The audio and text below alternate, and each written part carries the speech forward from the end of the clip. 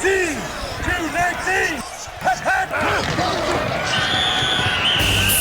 Progress, a Chicago Bears podcast with Dan Bernstein and Matt Abaticola on 312 Sports. We give you Forward Progress here on 312 Sports, brought to you by Church Brewing, New Buffalo's brewery-pizzeria in a historic church. Wood-fired Neapolitan pizza, small batch craft beer, brunch every day. Visit beerchurchbrewing.com. Dan Bernstein, Matt Abaticola here. The Chicago Bears are getting set to play the Cincinnati Bengals at noon on Sunday. And I think our top story right now, the Bears, according to Adam Schefter, have signed a new defensive back, but he's a familiar name to Bears fans. He is Chauncey. You can call him CJ Gardner-Johnson. 5'11", 208. He is only 27 years old. As well-traveled and experienced as he is, there's a reason he's well-traveled. We'll get into it. Yep. Here are the hard numbers on him. 7 years, 77 games. He started 64. And he has a total of 18 interceptions with a high of 6 in 2022 when he was on Philadelphia. He matched that last year as well. That's right. Yes, last year indeed with Philly, because he's been on New Orleans, Philadelphia, Detroit, Philadelphia, and then Houston, and he has played all over the place. He has been listed as a generalized defensive back, which generally means slot, nickel corner. He was listed as a linebacker in 2021 with New Orleans under Dennis Allen. So Dennis Allen knows him well.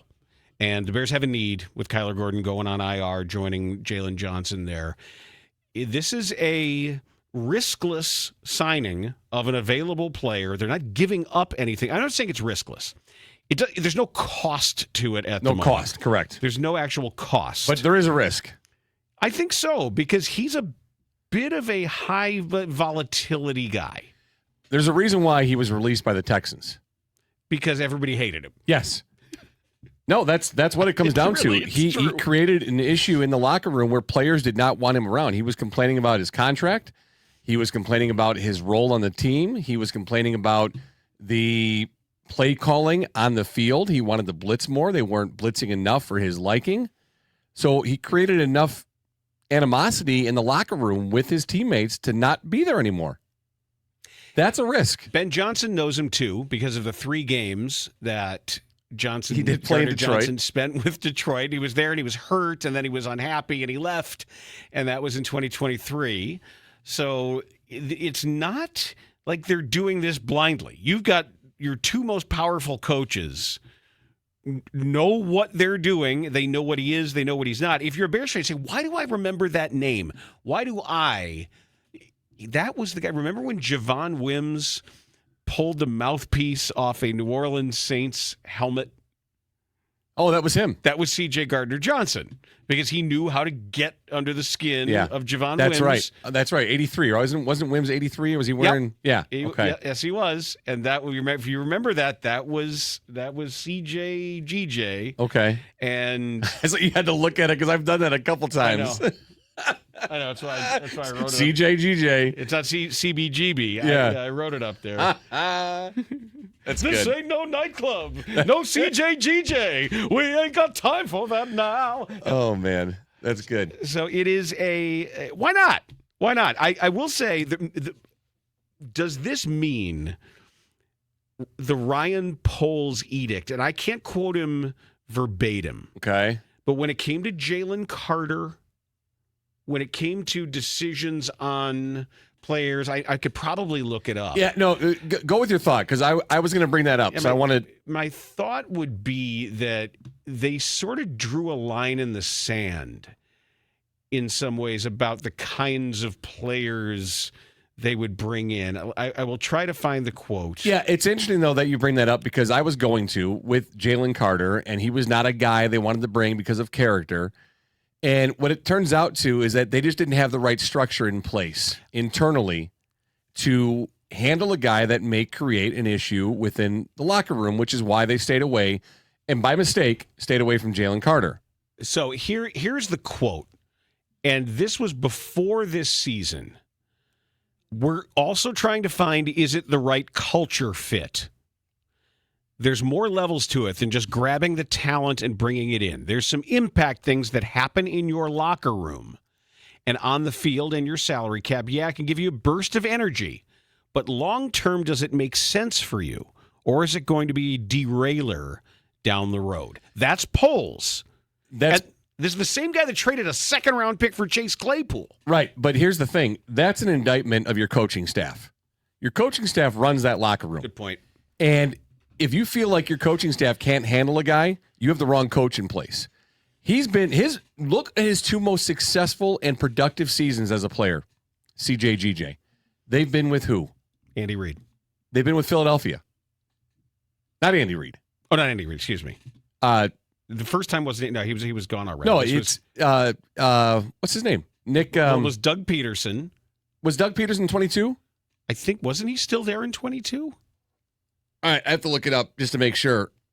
But who's the coach now? His name is totally blank in my mind. Nick Sirianni.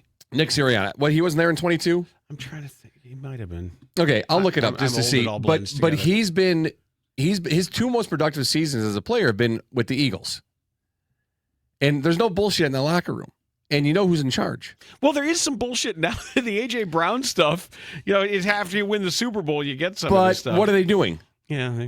Are they losing? Are they derailed? No, they're still good. Yeah, so I do think actually for his skill set, is a pretty good fit. It's a great fit.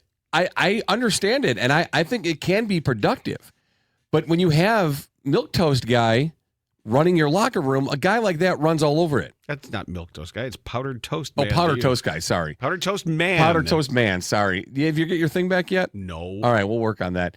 I should have asked Laura. I saw Lawrence in the parking garage. I'll take care of it for you. I should have asked. I got a guy. I got a guy over there. You got a guy over there and get me powdered toast man? I got a guy everywhere. I'll take care of it for you. Okay. No, I get it, and I think it could be a productive signing. But you just need the right people in charge. I think you have the right people in charge. You wouldn't have had the right people in charge with a guy like Powder Toast Man. That's the issue. And that's, again, another indictment on your general manager. What's so funny, and I don't know if this constitutes irony, it comes at exactly the same time the head coach is kind of calling out the locker room leadership for something else. Yes, where are the leaders? I want the leaders to step up. Yeah, discipline. But it's not. Don't you think there's a discordant message? Is there a mixed message when your coach says, "I want the leaders to keep this team disciplined"? Here's CJ Gardner-Johnson. I don't, Dan, because it's different situations. It's not about behavior and about attitude and how it's causing disharmony right. It's about concentration in the locker room. And focus. It's about your performance on the field. Which ultimately he can do what he wants, but ultimately the head coach is in charge of that. And you cut him if it's not, like I say, it's not costing you anything. It's a roster spot. It's a game check. Yeah. And if he is a problem, you cut him. But man, I do think top line, there is definitely a little bit of explaining to say, well, here is the coach publicly calling out his players for a lack of discipline and focus, putting it on the team, putting it on the leaders, putting it on those guys. We heard the press conference yesterday. We're sitting right here in this space, and then say, well, what's going to show my prioritization of discipline and focus? CJ Gardner-Johnson. Yeah, no, I get what you're saying. I can appreciate it, but I think it's different things. Now, if he comes in the locker room and starts bitching and complaining right away, I think that's a different thing where guys step in. Or maybe he's gotten enough beaten out of him. Maybe. Where say, look, like last chance you kind of thing. Where this is it, man. You're 27 years old, everyone knows how good you are, and you can't hold a job? Shut your mouth and play. Yeah, and maybe he has be a good teammate. A relationship with Dennis Allen that kind of overcomes all that stuff. That there won't be any BS. He's not going to walk in and complain about this or complain about that. And we really don't know the situation, what he experienced in Houston with the Texans. Who knows? Who knows? I mean, it could take one guy who's a leader or a favorite in that locker room to have any kind of issue that could lead to more things. Who knows what it is? But the main thing is it's a guy that's needed. It's a guy that can fill a need currently, and the risk isn't a high cost. No. No, it's not a second round which is the most pick. important thing right now. They didn't trade a second round pick for him and then have to cut him. We'll see what happens. We'll see what he can do. Yeah, I kind of like the idea, and I certainly like the confidence that it shows in your coaches, to your point. And I'd love to know what the conversation was, because maybe Poles is like, no, we're not doing this. We're not doing this. And then Ben's like, I really want to do this. Hold on a second. Dennis, come up here. Come to Ryan's office. Dennis. Because help me out. Refresh me with Jalen Carter. The Jalen Carter pre-draft issues were what? There was a fatal car accident where he had driven away from it. Remember that he ran and then was questioned, and he was involved in it and said he didn't have anything to do with it. Yeah. Okay. Yeah, no, okay. Or I remember he that. lied to the cops. Okay. I'd have to go back and read it more. Yeah, the cops called him on it. So, yeah. And if CJ GJ is just got a kind of bad attitude at times, that's on a different level than behavior type situation like you're talking with Jalen Carter. Right, but a reputation for being a divisive locker room influence. Yeah. Yeah. Again, it's a guy that has the skill set to meet the need that you have right now. And like you said, it's not costing available. anything. Right. And there's a reason why he's there. And maybe it's one of those situations where a new environment, new coaching staff, new message, former message giver has an impact where he doesn't dick around. And desperation where he's realizing that, or maybe sometimes you hit rock bottom. Yeah. And maybe a former head coach can look him in the eye and say, word around the league is not to touch you. We are doing this. We're taking this last chance on you. And if you can't make the most of it, that's on you. And we're going to get rid of you. Right. I hope there's some straight conversations happening. But what also is frustrating about it, Dan, is going into the season, I ask you, what's the strength of this Bears defense? What's the strength of this Bears team? What do you say? I said the secondary. But what else did I say when Terrell Smith got hurt?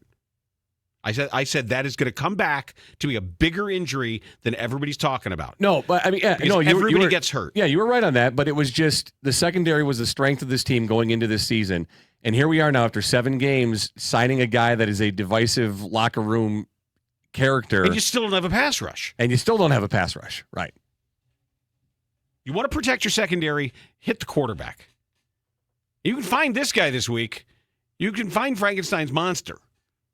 He's not going anywhere. Yeah, and if you saw, I don't know if you saw the news, what the Patriots did. They traded away 2 former starters on defense under Mayo and Belichick, who are just have backup roles now, but they're moving guys along and doing things to help that defense out. Like, what are the Bears, like, at what point do they do something different with their pass rush? I mean, it's not working the way it is. The money you've invested has just not worked out at all with getting to the quarterback. I don't know. You paid a lot of money to Dio Dengbo, who is not doing enough. And there's still lots of football left. Things can turn around. Montez Sweat was better last game. He was. A lot more active. Although, that sack he had, I texted you. I'm like, he looks like an old head running. He doesn't look. That's kind of how he runs, though. Yeah, it's he doesn't have that sort of light springiness to him. It's kind of monsterish, almost. Well, but speaking of guys who do run, do you see the Aiden Hutchinson contract? Yeah, they just signed an extension with like $140 million guarantee. He's in that same boat for me as the crazy guy from the Raiders. Crosby, yeah. I mean, no doubt. What I think this does also, and he may not even be crazy. He looks like he should be crazy. Crosby. Yeah, he looks like a guy that wears, like, rides a motorcycle shirtless with no helmet. He looks like the guy at the biker bar that nobody fucks with. Yeah. They're like, no, not that guy. And he could be the sweetest guy in the whole world, and like little tiny puppies. But there's some legend that he killed a guy once for snoring too loud, something like that. Yeah, and no one's sure if it's true or not. There was a guy like that in the CBA. A guy named Ron Mathias, who they called the Terminator, because supposedly back in New York he killed a guy, and so nobody really messed with Ron Mathias. Well, you can get that rumor started. It's a good way to build your reputation. I would call him Term. Like, why do they call him Term? It's like, oh, Terminator. Oh, he started that rumor himself. He really likes the movie The Terminator. Like, no, Term killed a guy. I was like, oh, okay. So you avoided him? No, he was a nice guy. That's great. I always got along great with the. You usually do with murderers. I did. Buggerers and. No, I did. I got along with most of the actual criminals that I was often around in the netherworlds of professional basketball. I got along with great. There you go. Yeah. It's the kind of guy you are. I don't know why. I don't know why that was. And see, who's dead? Jay Taylor's dead. Terminator killed him. I think Tony Harris is missing. Is he missing? No, he went to the Philippines for some. I don't know if he's allowed to come back. He's missing in the Philippines. I don't know. He scored 105 points in a game down there. Wow. Yeah. And then they made Youth League or Philippine Pro League, and, okay. and then they made an action movie, and he got the star in it in like a white coat. Seriously? Yeah. Okay. Yeah. I'm telling you, some of the stories of when these guys go overseas, things happen. But the Bears and Bengals are going to meet at noon. Are we on CBS or Fox? You know? I don't know. Because anytime you get an I'm going to say CBS. AFC, NFC crossover, you never know. I haven't looked it up yet to see who's doing the game or either. And as far as we're going to get our first injury report any moment. Yeah. Should be soon. And then we'll know who's listed where, Cole Kmet, et cetera, the ones that we know who's out for the Bears. On the Bengals side of things, obviously Joe Flacco is the question. I think Joe Flacco will play.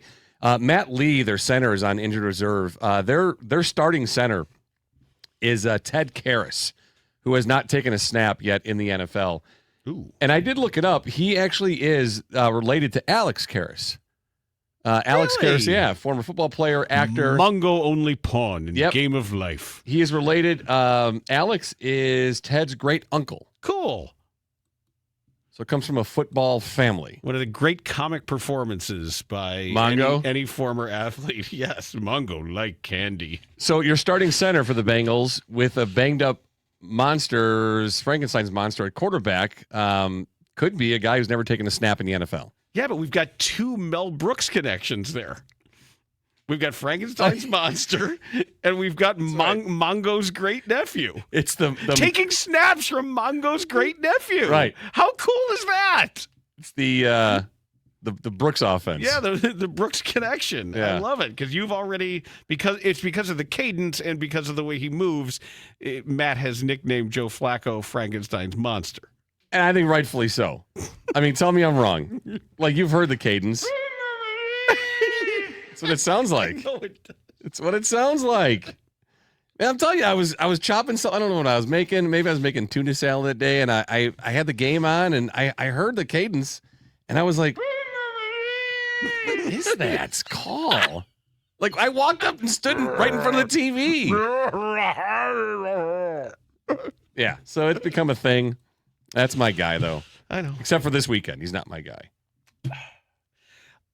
This Bengals defense is ass. It's absolute hot-boiled ass. And Caleb Williams has every opportunity right now to say, I'm tired of hearing this from everybody. Watch this and just go cut him to ribbons. He has an opportunity here. We talked about that diagram of where he impacts the game. And it can't be a neutral performance. And he has to be a reason why the Bears win this game this weekend because the opportunity is there for him. He has the opportunity to actually make some plays. I don't care if they're starting Flacco or Jake Browning. It doesn't matter to me. No, it doesn't. It shouldn't. And there's opportunities for them to run the football against the Bengals. There's opportunities for them to pass the football against the Bengals. Caleb Williams has a chance here to impact this game in a positive way and be a reason why the Bears win. And he needs to step up and take advantage of that opportunity that's there for him in this game. I don't care. It's on the road.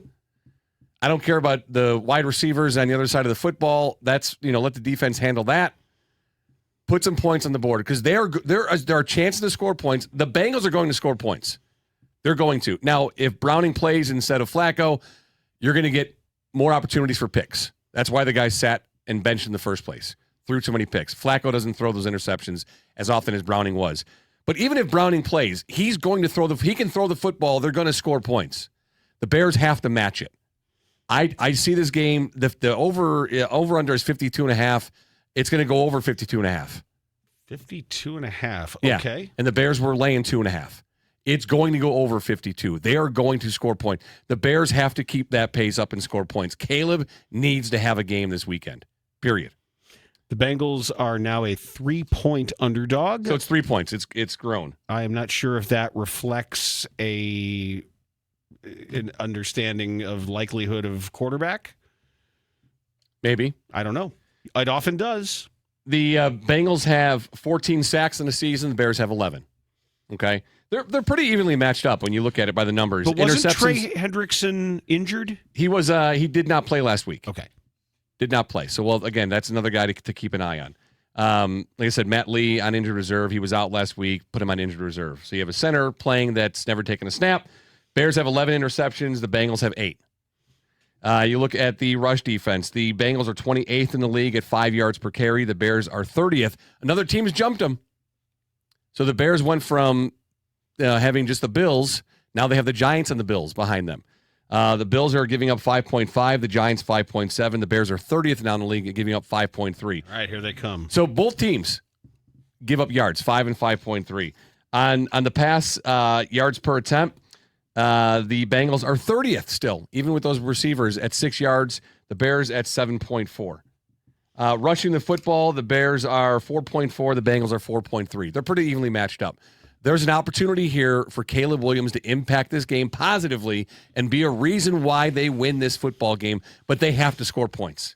They've got to get in the red zone. They've got to get the ball in the end zone. And if that's on Ben Johnson with better calls and expecting to see different fronts in the red zone, to be prepared for that, when they're the non-scripted calls, be ready for other things and put Caleb Williams in a position to do what he can deep in the red zone, in the lower half of the red zone, to be successful if they see different fronts defensively. The Ravens confused them with that last week. They didn't get in the end zone. That can't happen again this week. And it's also contingent on the running backs to have a little bit better immediate vision. I don't think either Swift nor Monungai, had his best game in finding the early crease. Everything was great when they were doing wide zone, and it gives them more time. It gives them a little bit more time to move laterally, to look and decide. Some of the straight ahead stuff and the basic gap interior stuff, you're running right into a teammate's behind. Yeah, and the Ravens also defended that well. I give them credit in how their defensive line played. And it's that ability we saw where they're extending the plays to the outside, where the offensive linemen were able to stack blocks. And we saw with Wright, he was getting one-handed blocks, still getting downfield. We saw interior linemen being able to get downfield to that second layer and stack blocks on each other. They weren't able to do that against the Ravens. And if it was something that they did, they created. And again, you have to look at John Harbaugh, who has a spectacular record coming off a bye. He was well prepared. They were well prepared to take on the Bears rushing game. We'll see what Cincinnati does with it as well. I like the use of the bootleg action early. I think we talked about that at length, that once you got the wide zone going and they were reversing field, and even some of the runs they were hitting on the backside, that's there too. Mm-hmm. But don't get away from it. This is a big game for me to connect the first 2 drives with the rest of the game. That is a little thing that I want to see. I want to see after they adjust. And they will. Zach Thomas will. Is that Zach? That's right, right? I think Zach? So.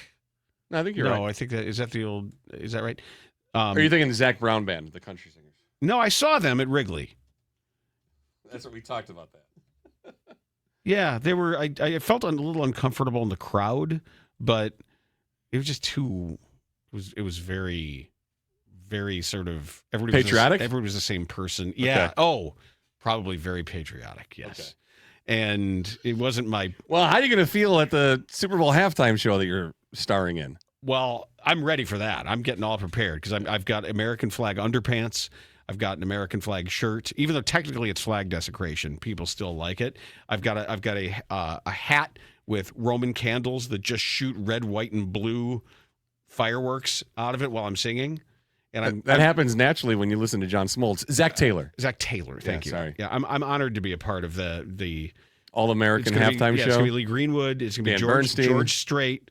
It's going to be Kid Rock, and then me, and then it's Ted Nugent. Are you still having Ronick introduce you? We're working on that. Okay, we're working on that. Nice. But yeah, I think I go on before Ted Nugent. So yes, I'm looking. Thank you for asking. I'm looking forward to that. Good. Because while Bad Bunny is, there's going to be like 4 people watching Bad Bunny. Well, because he's not speaking American. Right. And how can you understand a word he's saying? That crowd might leave after the halftime show, go right to a hockey game, too. You never know. So maybe you can go catch a game. They go wandering around looking for a hockey game. They look for lights. Driving around looking for lights. So this is what I want to see. I want to see everything that Ben Johnson continues to do well in the first scripted series of the game. You feel it out. You get the ball to the tight end. Like, it's the only time all game you're ever going to see a tight end catch a pass. In the scripted portion? Is when they decide, I'm throwing to the tight end here, because otherwise Caleb doesn't seem to see him. So write down a couple of these little goals here. One is make those series matter, and after the other team adjusts, say, all right, we were setting you up. We're 2 moves ahead. We were showing you this, and we know this can work, but we were only showing you this because we got more. There's more in reserve. That this isn't everything we've got. That we're going to do it because we think it works, but we're going to spring the real stuff on you later. So make that matter more. Make those series matter more when it comes to formations, the responses to formations, personnel groupings, and speed of operation. And I was really interested in watching what Dan Quinn was trying to do to Andy Reid with their use of no huddle and of tempo and keep this group on the field, keep them out there, keep them out there. That is, the gas pedal is something we haven't seen the Bears use a lot. And sometimes there's a time and a place for it. If you have a bad defense out there with an exploitable matchup, don't stop going at it. Yeah, no, I agree with you. And I think that's going to be a slower build, is increasing that pace and that tempo, that rhythm that you've been talking about. And yeah, you can work towards that progression. For me, we've talked about it enough now. Eliminate the pre-snap mistakes. All the mistakes. Eliminate those penalties on the offensive line and the offensive side of the football. Like, you can that can go from bad and dirty to clean within one game. That's stuff that's easily within your control. Like, building up that tempo and that pace, while I agree with you, that's a slower build and a slower progression. They can play a clean game on Sunday, regardless of what's happened the last few weeks. They can do that. Enough talk about it. He put it on the leaders in the locker room. Go clean it up. See something. Say something. He issued his code red. Do what you got to do. But you can clean that up. You can have an immediate impact with that. Stop doing that lack of focus bullshit on the field. You can clean that up one game to the next. And that is also part of the whole staying on schedule thing, and it's part of the reason why the scripted plays work better. Because they have been more disciplined on those first 2 series. They have been more disciplined when they said, this is what we're going to be running. Yeah, I just don't get it. It's hard for me to understand. Either way. Like, I understand there's so many moving parts. Getting the call in, understanding the call, calling the call. I get it. Nothing mitigates it. That's the game they play. Those are the rules of the game. Those are the rules of the game. The other team's playing by the same ones, and you keep making mistakes, and you keep getting 10 penalties for 82 yards. Right. And that's got to stop. It's got to stop. And again, that's something they have within their control that they can stop immediately. Stop it. Again, not asking for perfection. Don't expect that. Teams get penalties. It happens. But those kind of penalties, eliminate those now, today. Do it. Do it for Sunday against Cincinnati.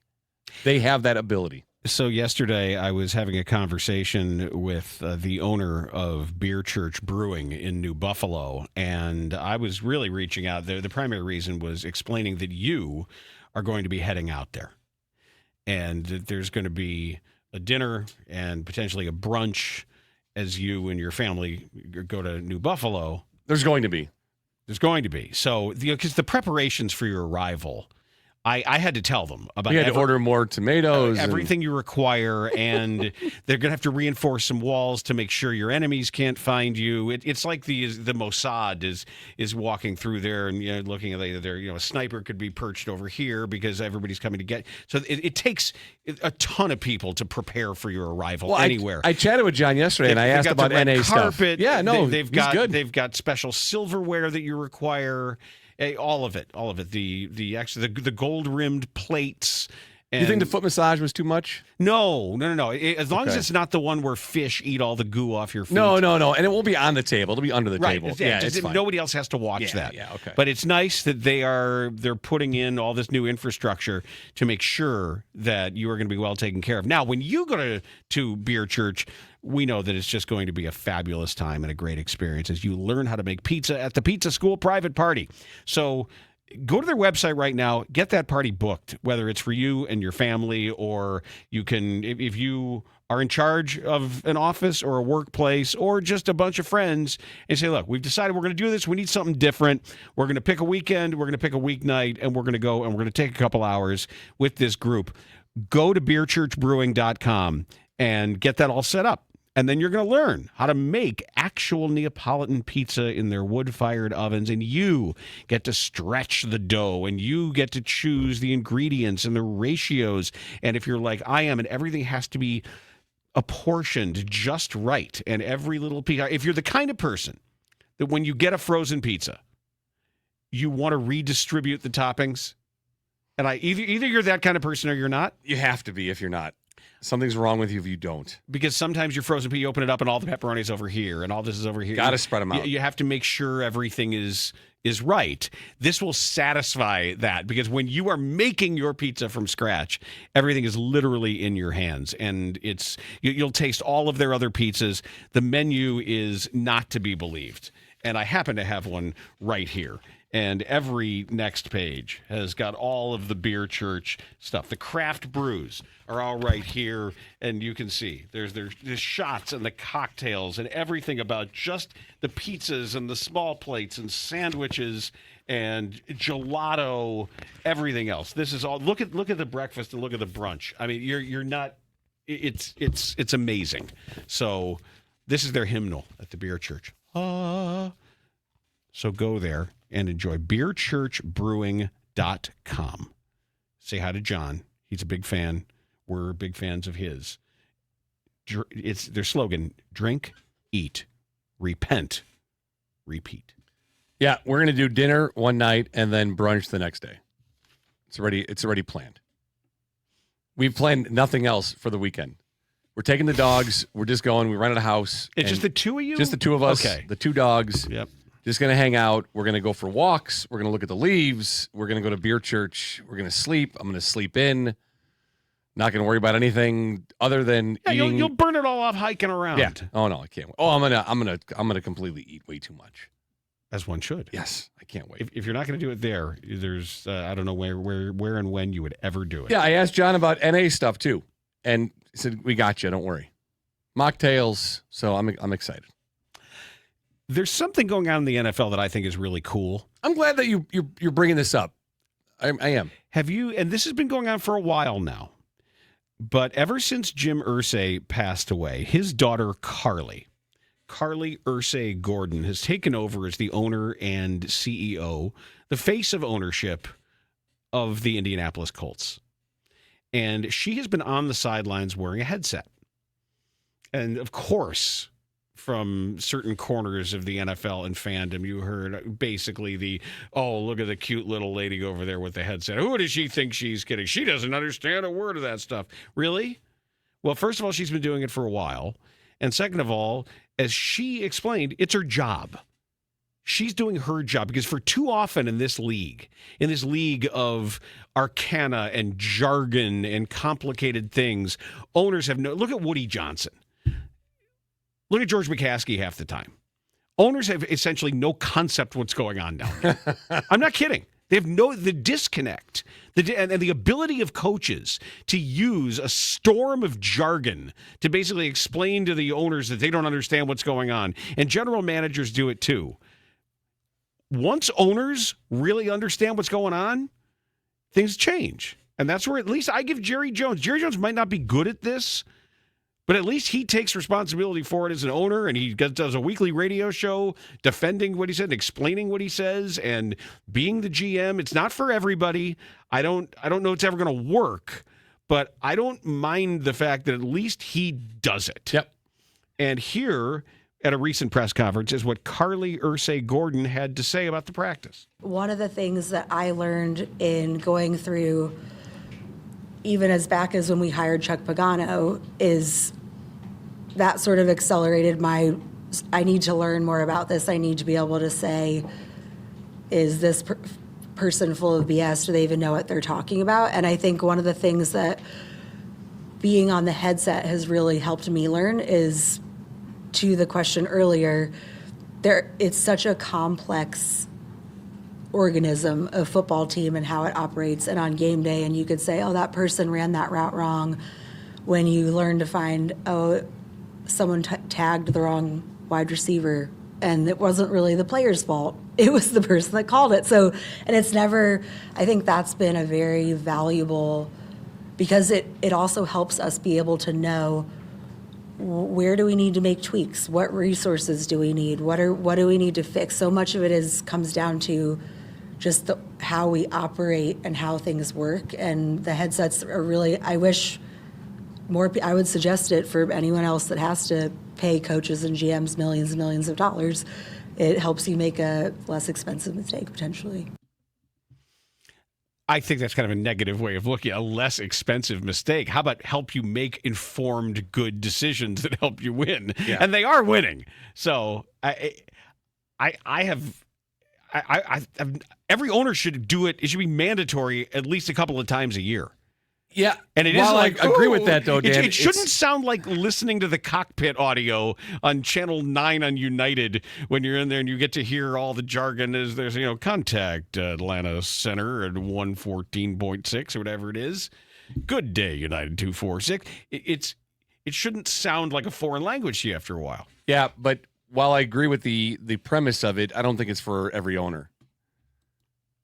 I'm just saying. I think because of the ownership of the Packers, every single resident of Green Bay should get a headset, an active headset during the games. Yep. Like, it should just be on their phones. I mean, do you want George McCaskey in a sideline with a headset on? I would like for him to have the curiosity, not to meddle, but just to learn. Yeah, just learn about what they go through in a game, what they're actually doing. Yeah, it's interesting that it's been in the Irsay family for a very long time. And when they were talking about this at the press conference, it was the transition of power after Jim passed away. That, yeah, I may be a woman, I may be in my 40s, but I've been doing this for a long time. I've been involved in this organization, this sport, for a very long time. And you have the McCaskey family who's been involved for a very long time. And still doesn't know anything. And still is making bad decisions about hiring the football people they put in charge. They're kind of too late to it at this point. I think so. That's what I'm saying. Do you really want George on a headset? You can't really start now, can you? I mean, he would, you'd look over and it'd be like the wrong way. You're like, is this right? I got this right? Mother? Yeah. Mother? I'm not understanding them, Mother. I don't hear anything. I don't hear you. I can't even see them with this headset on. Yeah. So that's all I'm saying. And here's the thing, I think, and I don't know, maybe you disagree with me. Anything that's important that needs people in charge, just let women run it. That's all I'm saying. Everything. Governments, companies, just put women in charge. Yep. Seriously. Everything in everyone's life would be better. Yes. Everything. It would be one, and I don't care what your political affiliation is, how you vote, where you go. Just I think women in charge of things are better. They're better at it. Companies, countries, organizations, small businesses. 100%. I came to that realization a long time ago. I've learned enough in my 8 years in corporate sales. It's just put women in charge. Everything's better. And here's what I love about women leadership. They make decisions, and if they're the wrong decisions, they make other decisions to correct those initial decisions to make them better. And it's not about an ego-driven thing where it's like, well, got to stick with it because that's what I decided. Or the fear of making mistakes so you don't make a decision and just keep passing the buck along and kicking the can down the street. In general, not everything would be great everywhere, but on balance, everything would be net better. Positive. 100%. That's what I mean. That is so obvious and so automatic for me. Yes, for all elected officials. Yeah, and every school board. I can say this as a 52-year-old white guy. The main issue to things in life, whatever aspect of life you're examining, if there's something wrong with it, look for the older white guy. That's where the problem. That's where the problem lies. Period. I've got nothing to add to that. All right. Well, let's wrap it up then. I have nothing to add to that. Whatever the problem is in any organization, chances are it's an older white guy. Yes. And follow the old white guy. I always say in sports, Dan, I've said it for years, follow the money. Problems in life, like real life issues, follow the old white guy. That's Matt Abaticola. I'm Dan Bernstein, and this has been Forward Progress, a Chicago Bears podcast on 312 Sports. 10, 219, 219. Forward Progress, a Chicago Bears podcast with Dan Bernstein and Matt Abaticola on 312 Sports.